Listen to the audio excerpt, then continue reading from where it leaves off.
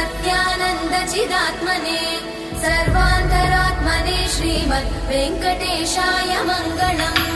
स्वतः सर्वविदे सर्वशक्तये सर्वशेषिने सुलभाय सुशीलाय वेङ्कटेशाय मङ्गलम्।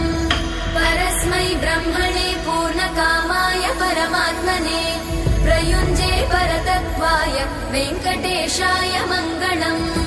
आकालतत्त्वमशान्तमात्मनामनुपश्यताम् अतृप्त्यमृतरूपाय वेङ्कटेशाय मङ्गलम्।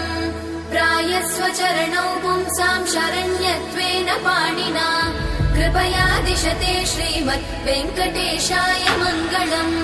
दयामृततरङ्गिण्यास्तरङ्गैरिव शीतलै अपाङ्गैः सिञ्चते विश्वम् वेङ्कटेशाय मङ्गलम्। स्रग्भूषाम्बर